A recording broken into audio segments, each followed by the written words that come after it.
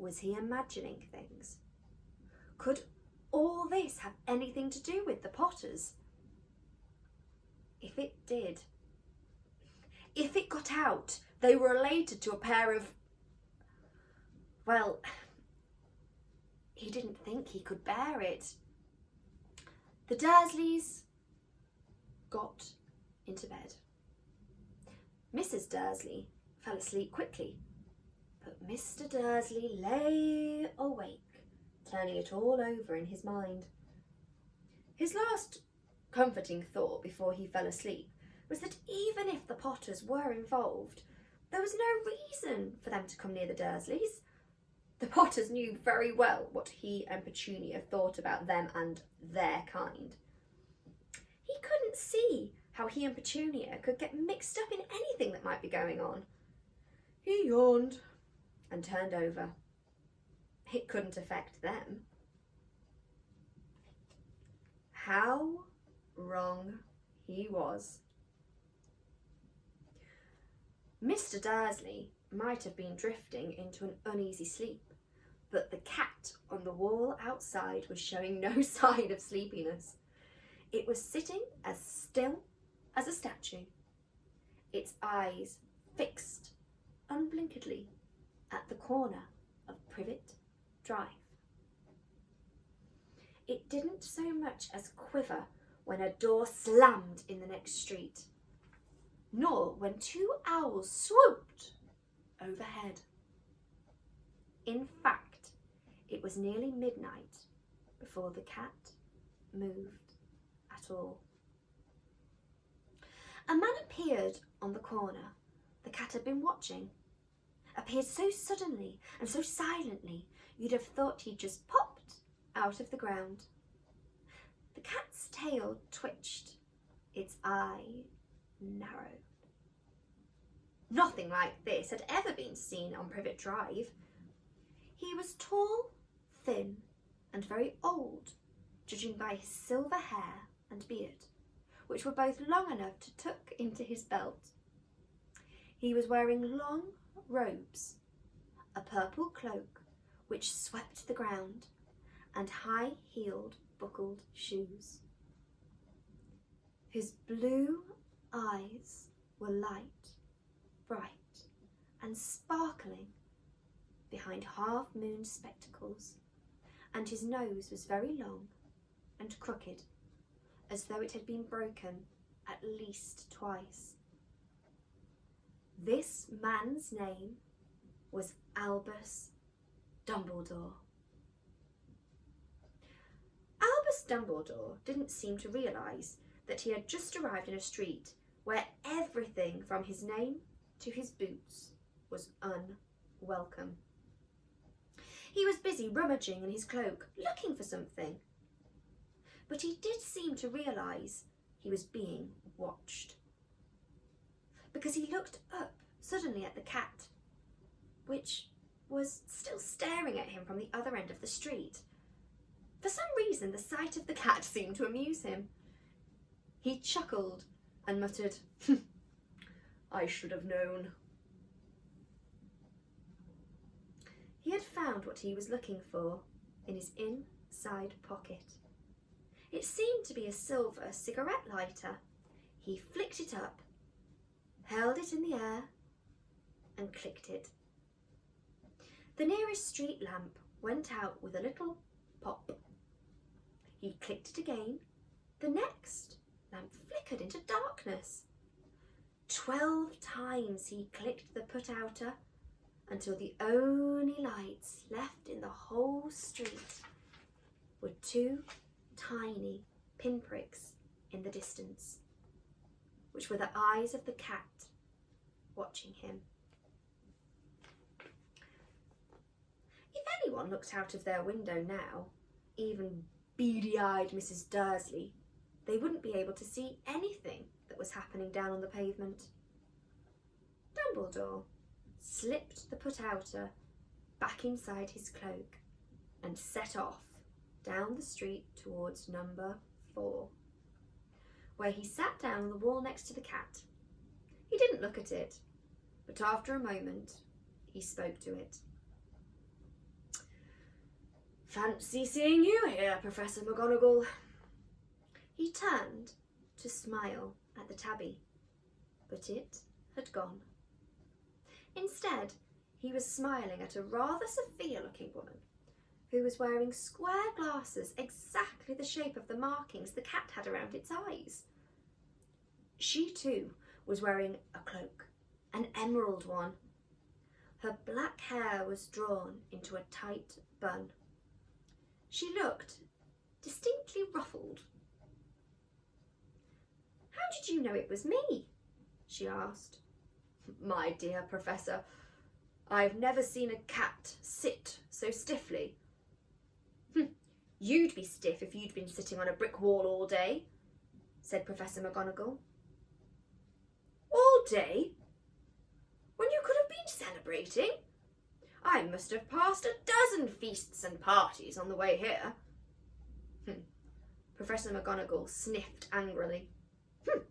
"Oh yes, everyone's celebrating all right," she said impatiently. "You'd think they'd be a bit more careful, but no, even the Muggles have noticed something's going on. It was on their news." She jerked her head back at the Dursleys' dark living room window. "I heard it. Flock of owls, shooting stars. Well, they're not completely stupid. They were bound to notice something. Shooting stars down in Kent? I'll bet that was Delibirus Diggle. He never had much sense."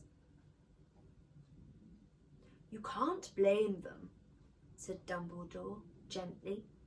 "We've had precious little to celebrate for 11 years. "I know that," said Professor McGonagall irritably. "But there's no reason to lose our heads. People are being downright careless, out on the streets in broad daylight, not even dressed in Muggle clothes, swapping rumours." She threw a sharp, sideways glance at Dumbledore here, as though hoping he was going to tell her something. But he didn't. So she went on. "A fine thing it would be, on the very day you-know-who seemed to have disappeared at last, the Muggles found out about all of us." "I suppose he really has gone, Dumbledore?" "It certainly seems so," said Dumbledore. "We have much to be thankful for. Would you care for a sherbet lemon?"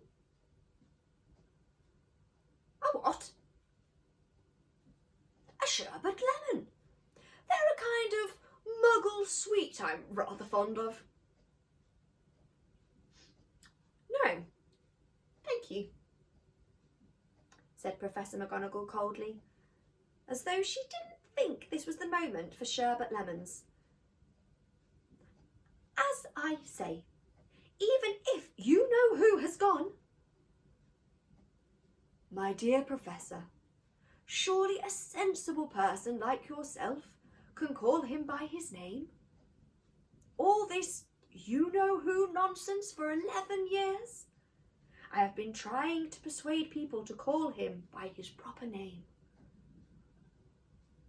Voldemort." Professor McGonagall flinched, but Dumbledore, who was unsticking 2 sherbet lemons, seemed not to notice.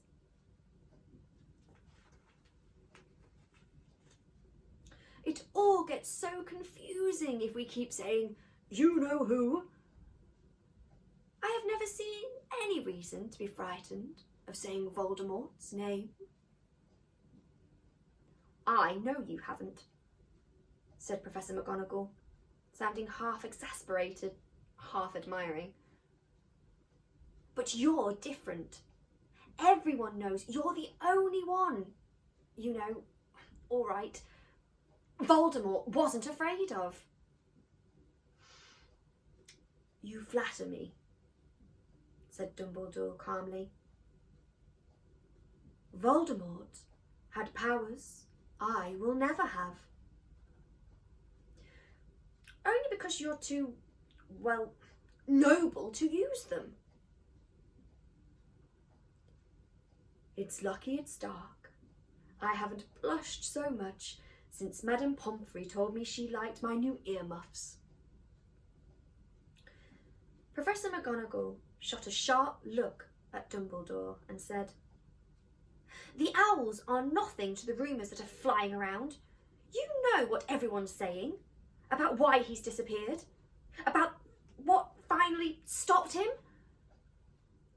It seemed that Professor McGonagall had reached the point she was most anxious to discuss. The real reason she had been waiting on a cold wall all day. For neither as a cat nor as a woman had she fixed Dumbledore with such a piercing stare as she did now. It was plain that whatever everyone was saying, she was not going to believe it until Dumbledore told her it was true. Dumbledore, however, was choosing another sherbet lemon and did not answer.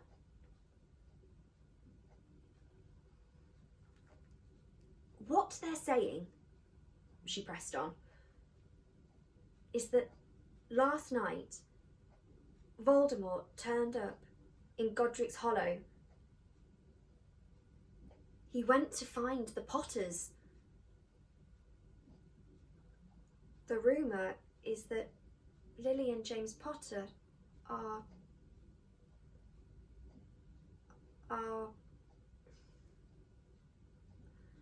that they're dead." Dumbledore bowed his head. Professor McGonagall gasped. "Lily and James! I can't believe it. I didn't want to believe it. Oh, Albus." Dumbledore reached out and patted her on the shoulder. I know, he said heavily. Professor McGonagall's voice trembled as she went on. "That's not all.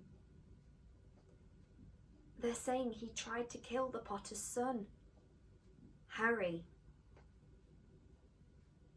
But he couldn't. He couldn't kill the little boy. No one knows why or how, but they're saying he couldn't kill Harry Potter. Voldemort's powers somehow broke, and that's why he's gone." Dumbledore nodded glumly. It's true?" faltered Professor McGonagall.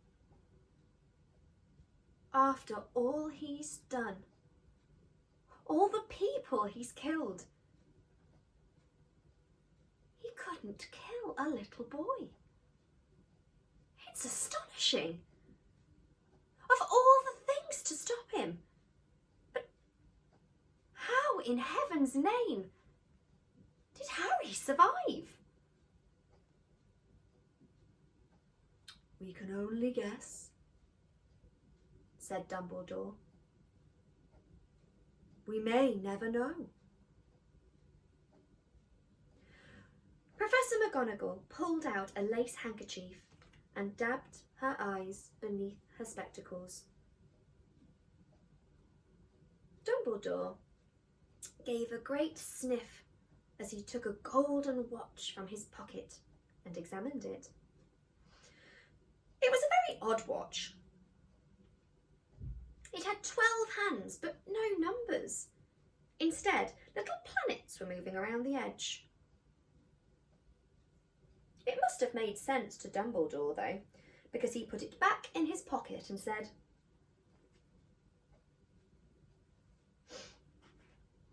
"Hagrid's late. I suppose it was he who told you I'd be here, by the way?" "Yes," said Professor McGonagall. "And I don't suppose you're going to tell me why you're here, of all places." "I've come to bring Harry to his aunt and uncle. They're the only family he's got now. You don't mean... You can't mean the people who live here, cried Professor McGonagall, jumping to her feet and pointing at number 4.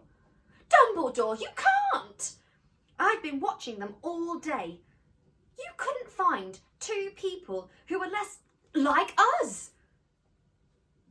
And they've got this son. I saw him kicking his mother all the way down the street, screaming for sweets. Harry Potter can't come live here. It's the best place for him, said Dumbledore firmly. His aunt and uncle will explain everything to him when he's older. I've written them a letter. A letter? Repeated Professor McGonagall faintly, sitting back down on the wall. Really, Dumbledore, you think you can explain all this in a letter? These people will never understand him. He'll be famous, a legend. I wouldn't be surprised if today was known as Harry Potter Day. There'll be books written about Harry. Every child in our world will know his name. Exactly, said Dumbledore, looking very seriously over the top of his half-moon glasses. It would be enough to turn any boy's head. Famous before he can walk and talk. Famous for something he won't even remember. Can't you see how much better off he'll be, growing up away from all that until he's ready to take it? Professor McGonagall opened her mouth, changed her mind, swallowed, and then said, Yes. Yes, you're right. Of course. But how is the boy getting here, Dumbledore? She eyed his cloak suddenly, as though she thought he might be hiding Harry underneath it. Hagrid's bringing him. You think it wise to trust Hagrid with something as important as this? I would trust Hagrid with my life, said Dumbledore. I'm not saying his heart isn't in the right place, said Professor McGonagall grudgingly, but you can't pretend he's not careless. He does tend to... What was that? A low, rumbling sound had broken the silence around them. It grew steadily louder as they looked up and down the street. It swelled to a roar as they both looked up to the sky, and a huge motorbike fell out of it, landing in the road in front of them. If the motorbike was huge, it was nothing to the man sitting astride it. He was almost twice as tall as a normal man, and at least 5 times as wide. He looked simply too big to be allowed, and so wild. Long tangles of bushy black hair and a beard hid most of his face. He had hands the size of dustbin lids, and his feet, in their leather boots, were like baby dolphins. In his vast, muscular arms, he was holding a bundle of blankets. Hagrid, said Dumbledore, sounding relieved. At last! And where did you get that motorbike? Borrowed it, Professor Dumbledore, sir, said the giant, climbing carefully off the motorbike as he spoke. "Young Sirius Black lent it to me. I've got him here, sir." "No problems, were there?" "No, sir. House was almost destroyed, but I got him out all right before the muggles started swarming around. He fell asleep as we were flying over Bristol." Dumbledore and Professor McGonagall bent forward over the bundle of blankets. Inside, just visible, was a baby boy, fast asleep. Under a tuft of jet black hair over his forehead, they could see a curiously shaped cut like a lightning bolt. "Is that where?" whispered Professor McGonagall. "Yes," said Dumbledore. "He'll have that scar forever." "Couldn't you do something about it, Dumbledore?" "Even if I could, I wouldn't. Scars come in useful. I have one myself above my left knee, which is a perfect map of the London Underground." "We'll give him here, Hagrid. We'd better get this over with." Dumbledore took Harry in his arms and turned towards the Dursleys' house. Could I say goodbye to him, sir?" asked Hagrid. He bent his great shaggy head over Harry and gave him what must have been a scratchy, whiskery kiss. Then suddenly Hagrid let out a howl like a wounded dog. "Shh!" hissed Professor McGonagall. "You'll wake the Muggles." "I'm sorry," sobbed Hagrid, taking out a large spotted handkerchief and burying his face in it. "But I can't stand it. Lily and James dead, and poor little Harry off to live with Muggles." Yes, it's all sad, but we have to get a grip, Hagrid, or we'll be caught," Professor McGonagall whispered, patting Hagrid gingerly on the arm as Dumbledore stepped over the low wall and walked to the front door. He laid Harry gently on the doorstep, took a letter out of his cloak and tucked it inside Harry's blankets, and then came back to the other two.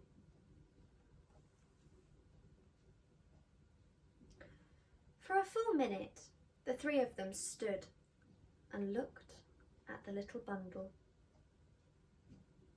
Hagrid's shoulders shook.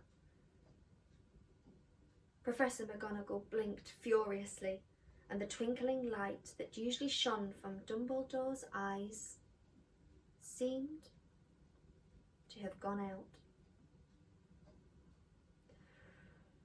"Well," said Dumbledore finally, "that's that. We've no business staying here.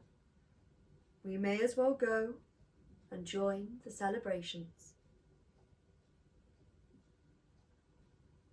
"Yeah," said Hagrid in a very muffled voice. "I'd best get this bike away. Good night, Professor McGonagall. Professor Dumbledore, sir." Wiping his streaming eyes on his jacket sleeve, Hagrid swung himself onto the motorbike and kicked the engine into life. With a roar, it rose into the air and off into the night. "I shall see you soon, I expect, Professor McGonagall," said Dumbledore, nodding to her. Professor McGonagall blew her nose in reply. Dumbledore turned and walked back down the street. On the corner, he stopped and took out the silver put-outer. He clicked it once, and 12 balls of light sped back to their street lamps, so that Privet Drive glowed suddenly orange, and he could make out a tabby cat slinking around the corner at the other end of the street. He could just see the bundle of blankets on the step of number 4.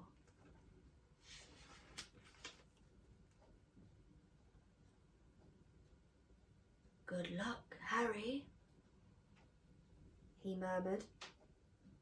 He turned on his heel, and with a swish of his cloak, he was gone. A breeze ruffled the neat hedges of Privet Drive, which lay silent and tidy under the inky sky. The very last place you would expect astonishing things to happen. Harry Potter rolled over inside his blankets without waking up. One small hand closed on the letter beside him, and he slept on, not knowing he was special, not knowing he was famous, not knowing he would be woken in a few hours' time by Mrs. Dursley's screams as she opened the front door to put the milk bottles out, nor that he would spend the next few weeks being prodded and pinched by his cousin Dudley. He couldn't know at this very moment people meeting in secret all over the country were holding up their glasses, saying in hushed voices, "To Harry Potter, the boy who lived." I hope you really enjoyed Chapter 1, The Boy Who Lived. Now, feel free to get your workbooks out and try completing the different parts of the workbooks to see how much you remember. Then listen again to double check, and you can tick and let me know how many you got right. Guys, I hope you enjoyed listening to this as much as I enjoyed reading it to you. See you soon.